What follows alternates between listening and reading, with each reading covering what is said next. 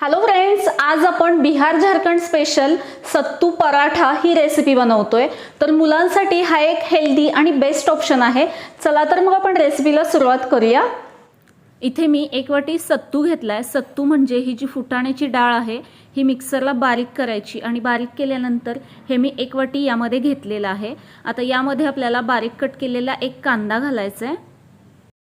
7 ते 8 लसूण पाकळ्या इथे मी किसून घेतल्यात। थोडंसं आलं किसून घालायचं यामध्ये।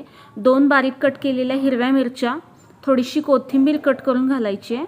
इथे मी 1 चमचा ओवा घेतलाय, हा देखील हातावरती थोडासा क्रश करून यामध्ये घालायचा आहे। चवीपुरतं मीठ घालायचं आहे।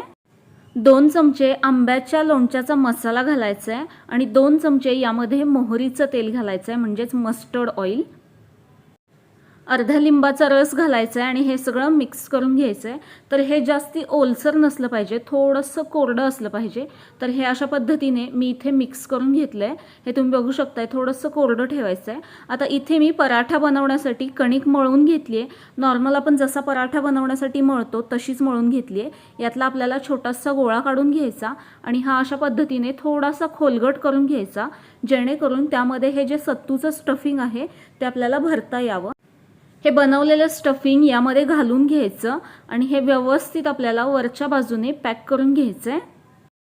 स्टफिंग घातल्यानंतर वरची बाजू आपल्याला पॅक करून घ्यायची, जेणेकरून ती पराठामधून हे जे स्टफिंग आहे ते बाहेर येणार नाही। व्यवस्थित पॅक केल्यानंतर वरती जी एक्स्ट्राची कणिक आहे ती आपल्याला काढून टाकायची आहे आणि याचा गोळा बनवून घ्यायचा आहे। इथे मी आता गव्हाचं पीठ घेतलंय।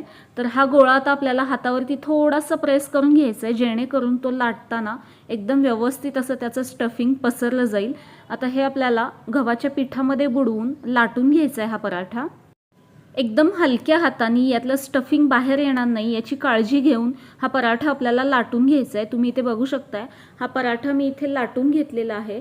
थोडासा जाडच असं ठेवायचा आहे। आता इथे मी पॅन गरम करून घेतलाय, यामध्ये आपल्याला हा पराठा घालून घ्यायचा आहे आणि मीडियम टू हाय फ्लेमवरती दोन्ही बाजूनी हा शेकून घ्यायचा आहे। आता या बाजूला मी थोडंसं तूप लावून घेतेय। तुपामुळे याची मस्त अशी चव येते। तुम्हाला आवडत असेल तर तुम्ही तेल पण लावून घेऊ शकता। दोन्ही बाजूला मी इथे तूप लावून घेतेय। तर मस्त असा टमटमीत फुगलेला सत्तूचा पराठा हा आपला बनून तयार आहे। आता दोन्ही बाजूनी याला छान कलर येईपर्यंत मीडियम हीटवरती हा भाजून घ्यायचा आहे। या पराठ्यामधलं जे स्टफिंग आहे ते आपण चटपटीत असं बनवलंय, त्यामुळे मुलांना हा नक्कीच आवडेल आणि हा खायला खूप चविष्ट आणि हेल्दी असा आहे। तर हा तुम्ही दह्यासोबत खाऊ शकता किंवा जोडीला थोडंसं लोणचं घ्यायचं। चवीला एकदम अप्रतिम असा लागतो। तुम्हाला कशी वाटली आजची रेसिपी मला कमेंट करून सांगा आणि तुम्हाला अजून बिहार झारखंड स्पेशल सिरीजमध्ये अजून कोणत्या रेसिपी बघायला आवडतील हे देखील मला कमेंट करून सांगा। चला तर मग परत भेटू एका नवीन रेसिपीमध्ये। धन्यवाद।